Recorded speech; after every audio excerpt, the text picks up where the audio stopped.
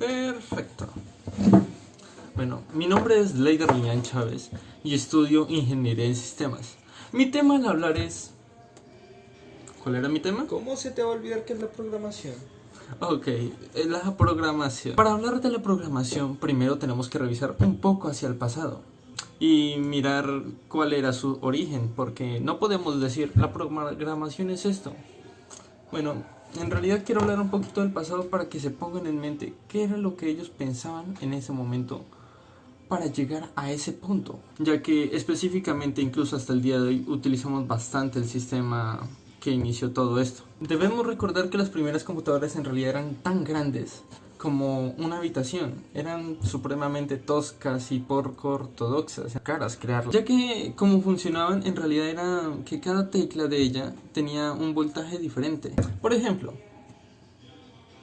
digamos que la Z tenía 0,01 miliamperios al presionarla y la X tenía 0,1 miliamperios. Digamos que era en realidad entre cada tecla era una variación demasiado diminuta. Y como era tan poco, ya que era tan poco, se inventaron máquinas como estas. Y quieras decir, ¿y qué tiene que ver esto con la computación? De hecho, tiene que ver todo. Estas máquinas fueron inventadas era para medir el voltaje de cada tecla, ya que era difícil saber qué tecla oprimían, ya que tenían que inventar cosas muy feas como esas. Y funcionaban de la misma hora que ahora, pero midiendo cada voltaje. Y como eran máquinas muy sofisticadas, su precio era muy elevado. Un dato interesante es que en 1903, un tipo llamado Gottfried Leibniz fue una persona, o mejor dicho, fue un matemático que inventó una solución para desarrollar operaciones matemáticas de forma más sencilla. Claro, para ese entonces dijeron que estaba loco y en realidad era innecesario, ya que no hacía falta. No fue hasta tiempo después que Georgi Boole y Claudius Chamon utilizaron su fórmula matemática para desarrollar el código binario. Claro, era unos y ceros, pero ¿qué tiene que ver esto? Pues todo, ya que la programación se basa en esto. En realidad, escribimos un lenguaje y la computadora lo interpreta con unos y ceros. Y vas a decir, ¿y esto en qué ayuda a la computación?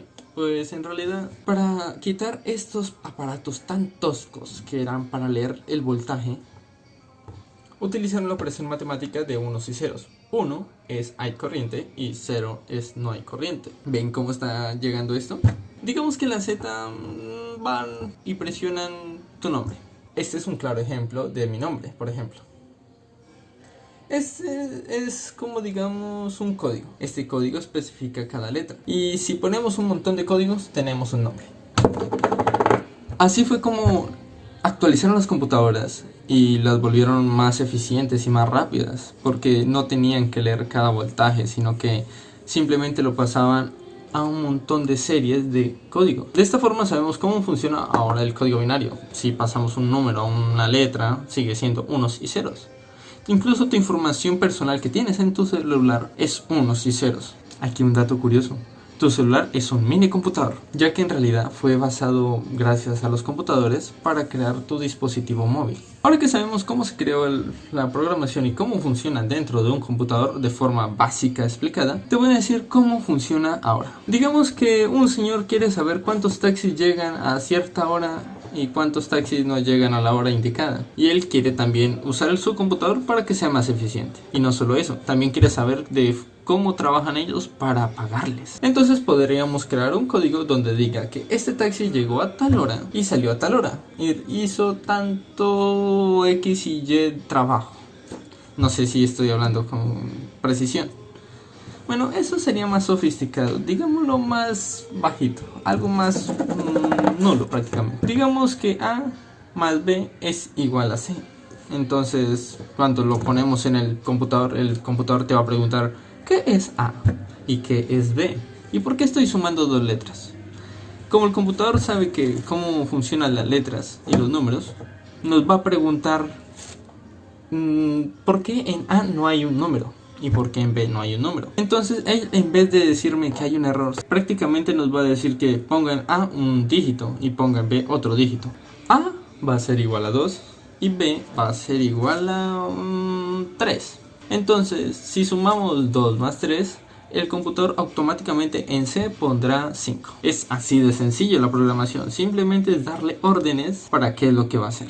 Un dato curioso, en Estados Unidos, en Facebook, utilizaron un código tan sofisticado que prácticamente se llamaría inteligencia artificial. El código se desarrolló tanto que tuvieron que apagarlo ya que aprendió de más. Y también están insultando a la gente, así que no querían desorden público. Entonces, ¿qué es la programación y para qué nos sirve? La programación nos sirve para muchas cosas. Por ejemplo, todo tu celular tiene una programación para que funcione. Sin ella no serviría para nada. Solo tendrías un pedazo de cristal con un montón de cosas más y circuitos. Digamos que es como el cerebro de una persona.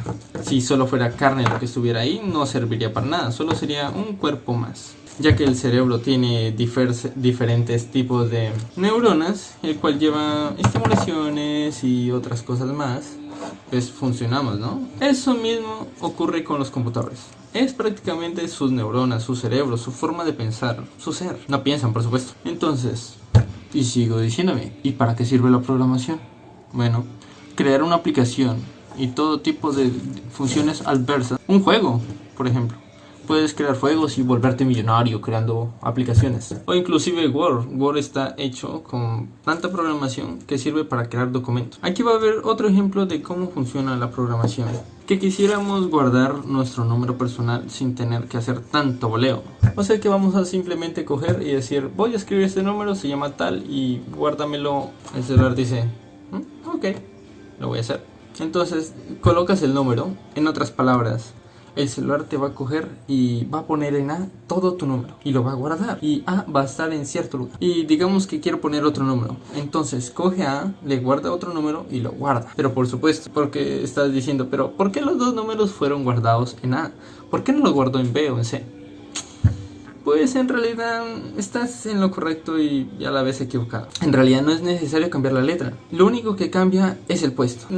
¿Cómo explicarte? Digamos que hay una fila larga. Todas las personas se llaman A, pero la fila tiene puestos, ¿no? 1, 2, 3, 4 y 5. Entonces, a pesar de que todos se llamen igual, están en un puesto diferente. Por eso no afecta su función.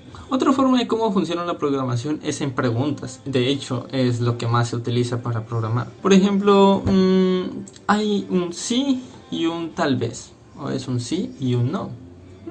Como lo quieras tomar. Digamos que Alberto tiene 4 años. Si es sí, vamos a preguntar ¿y qué estatura tiene? Y si es no, vamos a preguntar entonces él no es Alberto. Es prácticamente lo mismo. Simplemente le tiramos un dato y ella va a preguntar de cuál de los dos datos es. Analizando lo que le tiramos, ella va a elegir el camino. Ahora vamos a explicar algo que en realidad funciona mejor que eso. Las funciones dentro de la programación se especifican en que tú le tiras todos los datos que tú quieras y él solamente te dará un resultado. Sin importar cuántos datos le tires, ella solo puede tirarte un resultado. ¿Pero no sería poco eficiente? No, de hecho siempre funciona así, desde los inicios. Pero no solo nos quedamos en las funciones de los computadores, vámonos más allá. Las prótesis actualmente, las biónicas, las que todavía están siendo desarrolladas en México, su nombre no lo recuerdo, pero sí sé que utilizan programación para que las señales neurológicas se dirijan al brazo y produzcan esto, sin necesidad de hacerlo manualmente o que sea un pedazo de palo. Pero lo más importante de todo, te daré un consejo. ¿Sabes cuál es el límite de la programación? El límite es tu imaginación.